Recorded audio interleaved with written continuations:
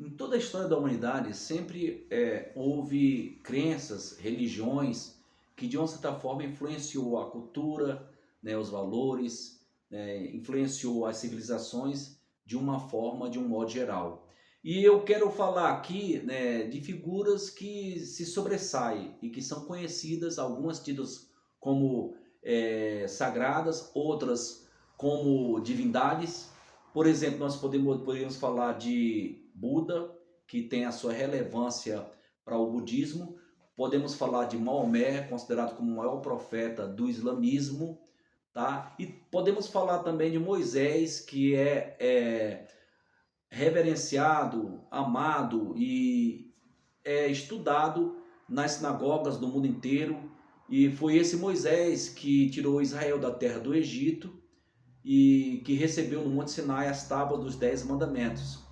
E de uma certa forma, Moisés, que escreveu os 5 primeiros livros da Torá dos judeus, ele é uma figura que se destaca por ter sido um servo na casa de Deus, como diz o autor do livro de Hebreus. Esse Moisés, de uma certa forma, com a sua obra e com tudo que ele deixou de legado, influenciou toda a civilização ocidental, a cultura judaica e muitas coisas que a gente vive hoje são graças a esse ensinamento de Moisés lá de 2.500 anos antes de Cristo, tá? Moldou a cultura, né, a religião, os costumes, os valores, as crenças, né, de todo o mundo ocidental. E de uma certa forma influenciou também nós que somos cristãos. Por curiosidade, as 3 maiores religiões monoteístas do mundo, elas creem em Moisés, como o islamismo, que crê em Moisés como um grande profeta, tá? Embora o coloque abaixo de Maomé, e o judaísmo, que tem Moisés como uma figura extremamente honrada, reverenciada, valorizada, respeitada e sempre lembrada todas as vezes que se fala de Deus ali nas sinagogas, quando se fala do judaísmo, sempre a figura de Moisés aparece como um ícone, como uma figura sagrada importantíssima para os judeus. E para nós cristãos também, porque Moisés, ele profetizou falando assim, dizendo que Deus suscitaria no meio dos seus irmãos um profeta semelhante a ele, ou seja, Deus levantaria dentre os judeus um profeta como Moisés, que todos deveriam ouvi-lo. E esse Moisés deixa esse legado que de uma certa forma fez com que o mundo se tornasse um mundo muito mais civilizado e o mundo ocidental florescesse, se estabelecesse, prosperasse. Hoje nós somos frutos e muitas vezes vivemos numa sociedade organizada por causa do legado que Moisés deixou dos seus ensinos e dos 10 mandamentos. Mas não entrando em pormenores, né, mas eu quero falar aqui de Jesus. Nós cristãos cremos que Jesus é o Cristo, que Moisés falou que Deus enviaria do meio dos judeus. Jesus era judeu, tá? E surge dentro do contexto do judaísmo ali na Palestina, há mais de 2.000 anos atrás. E cremos que ele é o enviado do céu, que Deus enviou Jesus para poder trazer uma mensagem do céu, a mensagem de vida eterna, o mandamento do Pai para toda a humanidade.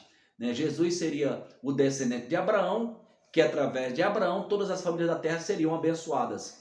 E é esse Jesus que eu quero apresentar a supremacia, ele sendo o Cristo.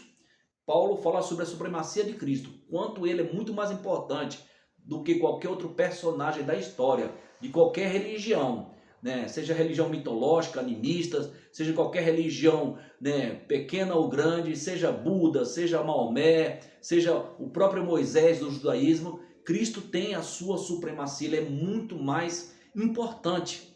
E Paulo fala em Colossenses no capítulo 1, versículo 15 até o verso 18, dizendo assim: ele é a imagem do Deus invisível, o primogênito de toda a criação, pois nele foram criadas todas as coisas que há nos céus e na terra, sejam visíveis ou invisíveis, sejam tronos, sejam dominações, sejam principados, sejam potestades, tudo foi criado por ele e para ele. Ele é antes de todas as coisas e todas as coisas subsistem por ele. ele é a cabeça do corpo, a igreja é o princípio, o primogênito dentre os mortos, para quem tudo tenha a preeminência.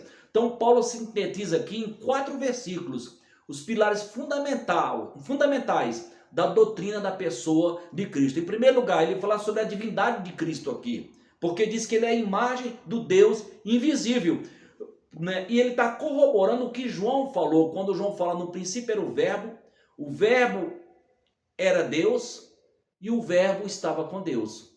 Então João apresenta a Cristo como sendo a palavra que estava com Deus, a palavra que era Deus e a palavra que encarnou e habitou entre nós. Na sua primeira epístola ele fala, né, com respeito ao verbo da vida, a palavra da vida, que a ele foi manifestado, que se manifestou a todos nós, e que ele fala que os nossos olhos viram, nossas mãos apalparam com respeito ao verbo da vida. Isso vos anunciamos, né? E esse verbo da vida, a palavra da vida que encarnou, ou seja, o próprio Deus encarnou e habitou entre nós. É tão interessante isso que quando no capítulo 14 do Evangelho de João, Jesus fala para os seus discípulos, eu sou o caminho, a verdade e a vida, ninguém vai ao Pai a não ser por mim. Aí Filipe pergunta, Senhor, mostra-nos o Pai, isso nos basta. Jesus olha para Filipe admirado e diz, Senhor, Filipe, há tanto tempo estou convosco e vós não me conheceis? Creia que eu estou no Pai, que o Pai está em mim. Creia pelo menos pelas obras que eu fiz. Quem vê a mim, vê o Pai. Então, Jesus, né, fala para Filipe que quem estava vendo Jesus estava vendo o próprio Deus, o Deus invisível. E é isso exatamente que o apóstolo Paulo está falando aqui aos Colossenses. Ele é a imagem do Deus invisível que se manifestou. Quem via Jesus estava vendo o Deus Criador, o Deus de Abraão, de Isaac, de Jacó, o Deus do começo, o Deus que é autoexistente, o Deus que é pré-existente, o Deus que já existia desde antes da fundação do mundo e do universo. E o apóstolo Paulo ele segue, não só apresentando a divindade de Cristo, falando que ele é Deus, no verso 15, mas falando que ele é o Criador, porque ele fala no verso 16, pois nele foram criadas todas as coisas que há nos céus e na terra, visíveis e invisíveis, sejam tronos, sejam dominações, sejam principados, sejam potestades, tudo foi criado por ele e para ele. Mais uma vez corroborando e confirmando o que disse o apóstolo João no seu evangelho, quando diz assim, todas as coisas foram criadas por meio dele, e sem ele nada do que foi feito se fez. Primeiro Evangelho de João, capítulo 1, versículo 3. E mais na frente, no verso 10, ele fala assim, estava no mundo, o mundo foi feito por meio dele, mas o mundo não o conheceu. Ou seja, o Deus Criador, que estava no início, que criou todas as coisas, por intermédio de quem tudo veio a existir, e tudo foi criado por intermédio dele, e sem ele nada do que foi feito se fez, diz o apóstolo João. E aqui Paulo fala que por intermédio dele todas as coisas foram criadas, nos céus e na terra. Então ele é o Criador. Então Paulo está apresentando ele como o Criador de tudo que existe, das coisas visíveis e das invisíveis. Sejam tronos, potestades, principados, dominações, tudo foi criado por ele, por meio dele e para ele. Então ele é o Criador. E ainda Paulo segue falando da sua preeminência, ou seja, muito antes dele se manifestar, dele habitar entre nós, dele vir por intermédio do Espírito Santo no ventre de uma mulher e nascer aqui na terra, ele já existia. Então Paulo fala que ele é antes de todas as coisas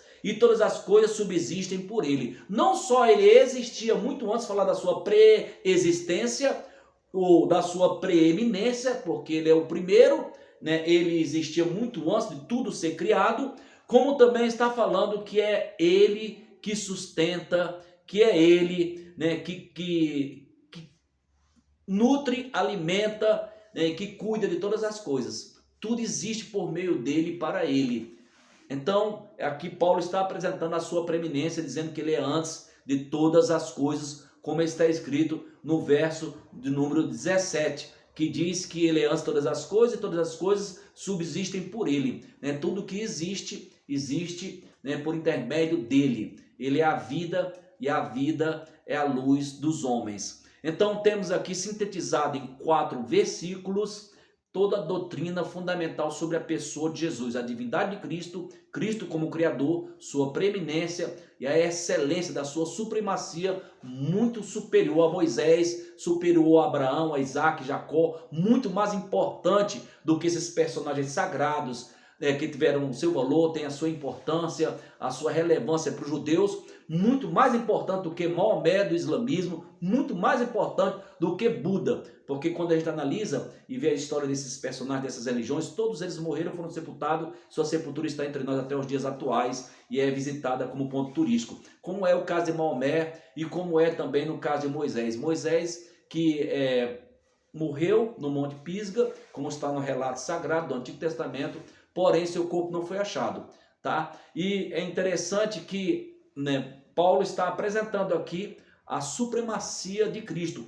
E quando você vê isso, para corroborar o que Paulo fala, lá no livro de Hebreus, ele fala assim no capítulo 1, versículo 1, que havendo Deus falado de muitas formas e de muitas maneiras aos pais pelos profetas, a nós, nesses últimos dias, falou por intermédio do Filho, a quem constituiu o herdeiro de todas as coisas, o Filho que é o esplendor da sua glória e a expressa imagem da sua pessoa. Ou seja, está aqui apresentando a Jesus como o próprio Deus, que reflete a imagem do Deus invisível, que é o que Paulo fala, o Deus verdadeiro, o Deus de Abraão, o Deus de Isaac, o Deus de Jacó, o Deus de Moisés, o Deus que se manifestou e se revelou ali na sarça ardente, esse Deus que operou sinais e maravilhas durante 40 anos no deserto e que introduziu Israel na terra prometida, cumprindo a promessa a Abraão, é esse Deus que enviou Jesus, e esse Jesus que era o verbo de Deus, que estava com Deus no início, que era o próprio Deus e que se fez carne, habitou entre nós. E diz o texto aqui do Evangelho de João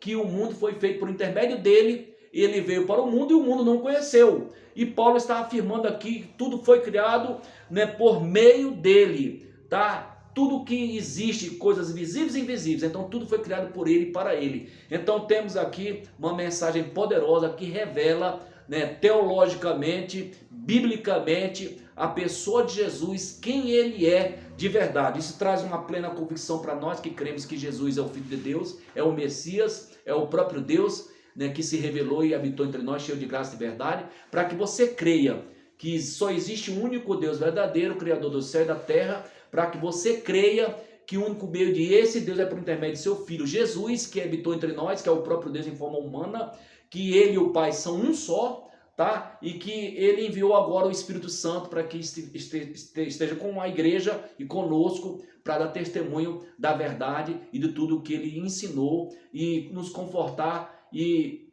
nos selar para o dia da redenção dos filhos de Deus. Que Deus abençoe essa palavra, que essa palavra seja um alimento para o seu espírito, para a sua alma, e que dentro de você gere essa curiosidade, você investigar a Bíblia e conhecer mais sobre a pessoa de Jesus, que é o único nome dado entre os homens pelo qual devamos ser salvos, que não existe nenhum outro meio do homem ao céu se não for por intermédio dele. Então abra seu coração, creia de verdade, examine as Escrituras Sagradas, porque nelas estão o segredo da vida eterna, e são elas que dão testemunho de Jesus. Foi ele que nos falou isso lá em João capítulo 5, versículo 39.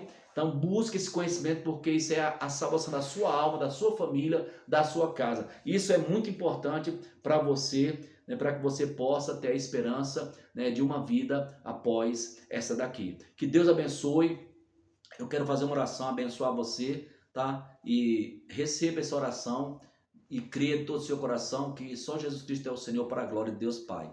Pai, no nome de Jesus, eu quero apresentar essa pessoa que está assistindo esse vídeo, que já assistiu ou que vai assistir posteriormente. Que o Senhor, ó Pai, ó Deus, visite poderosamente e que essa mensagem, ó Pai, seja uma semente lançada no coração, desperte o desejo de te conhecer, Senhor, de ouvir a Tua voz, de sentir Tua presença, de, ó Pai, buscar, ó Pai, o entendimento dessas coisas, porque essas palavras são palavras de vida eterna, meu Pai. Abençoa essa pessoa, Espírito Santo ilumina ela, a sua mente, seu coração, e, ó Deus, desperta o desejo, ó Pai, de buscar a Tua face, de te conhecer, Senhor. Abençoa esse lar, essa família, Deus abençoe em nome de Jesus. Dá esperança, dá força, fé, coragem e ânimo, e dispensa as mais ricas bênçãos do céu sobre esse povo, ó Pai. Abençoa teus filhos e abençoa cada um de nós. Nós te adoramos no nome precioso de Jesus, em nome do Pai, do Filho e do Espírito Santo. Amém e amém. Se essa palavra foi bênção para você, então escreva aí embaixo: eu creio, recebo, eu tomo posse. Comente, dê sua opinião, se inscreva no nosso canal, nos ajude a fortalecer esse canal, dar relevância a esse vídeo, para que a gente possa alcançar outras pessoas e compartilhar a nossa fé e a mensagem do Evangelho a outros lares, a outras famílias, a outras pessoas. Que Deus te abençoe. Um beijo no coração. Até outra oportunidade, se Deus assim nos permitir.